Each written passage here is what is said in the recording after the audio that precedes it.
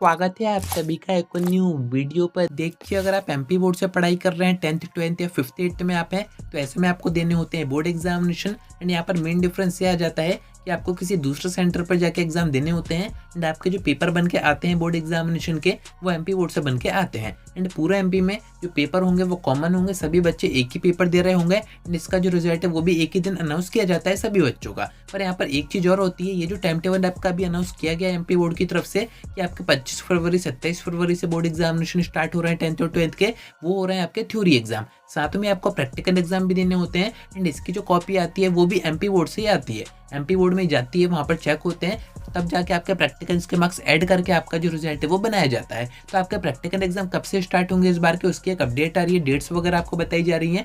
सब कुछ मैं आपको आगे बताता हूँ, वीडियो में अंत तक बने रहिए। नहीं तो सब्सक्राइब जरूर से कर दीजिएगा, नोटिफिकेशन आइकन ऑन करके रखिएगा। एमपी बोर्ड एग्जामिनेशन की सारी अपडेट्स आप तक टाइम पर पहुंच जाएंगी। अब देखिए, आपके प्रैक्टिकल एग्जाम यानी कि प्रायोगिक परीक्षाएं होती कब है वो मैं आपको बताता हूँ। प्रीवियस सेशन में एमपी बोर्ड ने क्या किया था, फर्स्ट आपके बोर्ड एग्जामिनेशन कंडक्ट करवाए गए थे, उसके बाद आपके प्रैक्टिकल एग्जाम कंडक्ट करवाए गए थे, यानी कि थोड़ा सा अपोजिट हो गया था। पर इस बार वापस जैसा होता था वैसा ही होगा। कैसे होगा, तो फर्स्ट आपके प्रैक्टिकल एग्जाम कंडक्ट करवाए जाएंगे, उसके बाद आपको बोर्ड एग्जामिनेशन देने रहेंगे। यानी कि बोर्ड एग्जामिनेशन के बाद आप फ्री हो जाएंगे, फिर आपको किसी भी तरह के कोई भी एग्जाम नहीं देने होंगे। इस चीज से प्रीवियस सेशन के बच्चे परेशान हुए थे, क्योंकि उनको बोर्ड एग्जामिनेशन के बाद प्रैक्टिकल एग्जाम देने हुए थे, तो टेंशन उनकी वहां पर खत्म नहीं हुई थी। पर आपके साथ ऐसा केस नहीं है। यहाँ पर आपकी जो डेट्स वगैरह बताई जा रही है वो सब डेट में आपको बताई जा रही है। आप इसको चाहे तो वीडियो पॉज करके पढ़ सकते हैं, बाकी मैं आपको शॉर्ट में बता देता हूँ। अब देखिए, प्रैक्टिकल एग्जाम अगर आपके हो रहे हैं बोर्ड एग्जामिनेशन के 10th और 12th दोनों के ही, तो 10th में तो एक का ही होता है जो कि साइंस होता है, तो ये होते हैं आपके स्कूल में। यहाँ पर आपको किसी भी दूसरे सेंटर पर जाने की जरूरत नहीं होती है,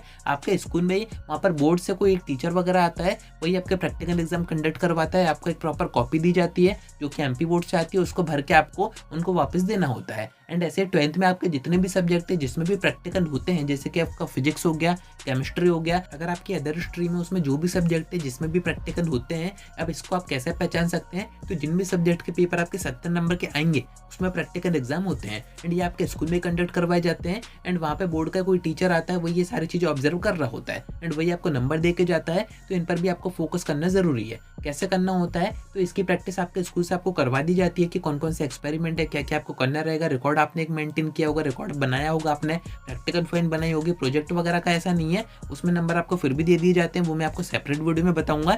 प्रैक्टिकल एग्जाम की यहाँ पर इस बार एमपी बोर्ड ने डेट रखी गई है कि अगर आपने रेगुलर एडमिशन करवाया था, तो यहाँ पर आपको जो डेट बताई जा रही है वो है 10 फरवरी, यानी कि 10 फरवरी से आपके जो प्रैक्टिकल एग्जाम है वो स्टार्ट हो जाएंगे। एंड ये 15 मार्च के अंदर अंदर पूरे खत्म करवाने हैं। ऐसे ऊपर से ऑर्डर एमपी बोर्ड ने दिए हुए हैं, जो कि आपको सब डेट में साफ साफ बताया जा रहा है। अब ये बात हो गई रेगुलर बच्चों की जिनका किसी स्कूल में एडमिशन है। अब जिन बच्चों ने प्राइवेट फॉर्म भरा था उनका किसी स्कूल में एडमिशन तो होता नहीं है, तो उनके प्रैक्टिकल एग्जाम कैसे होंगे, तो उनकी यहाँ पर जो डेट बताई जा रही है वो है 25 फरवरी। एंड ये कब तक कंडक्ट करवाने हैं, तो 25 मार्च के अंदर अंदर जितने भी प्राइवेट फॉर्म के बच्चे हैं उनके प्रैक्टिकल एग्जाम कंडक्ट करवाने हैं। अब ये कौन करवाएगा, तो आपका जो एडमिट कार्ड आएगा उसमें आपको जो एग्जाम सेंटर बताया जाएगा जहाँ पर जाके आप एग्जाम देंगे, उसी सेंटर पर आपके प्रैक्टिकल एग्जाम कंडक्ट करवाए जाएंगे। आपका जो प्रैक्टिकल रिकॉर्ड वगैरह है वो सबमिट होगा, उसके बेस पर आपको मार्क्स दिए जाएंगे। तो यहाँ पर आपको एक बात तो समझ में आ गई होगी, जिन बच्चों के रेगुलर एडमिशन होते हैं उनके प्रैक्टिकल एग्जाम बोर्ड एग्जामिनेशन के बिफोर ही खत्म हो जाते हैं, उनको बाद में एग्जाम नहीं देना होता है प्रैक्टिकल्स के। बाकी जिन बच्चों का प्राइवेट फॉर्म रहता है उनके एग्जाम जो होते हैं प्रैक्टिकल एग्जाम,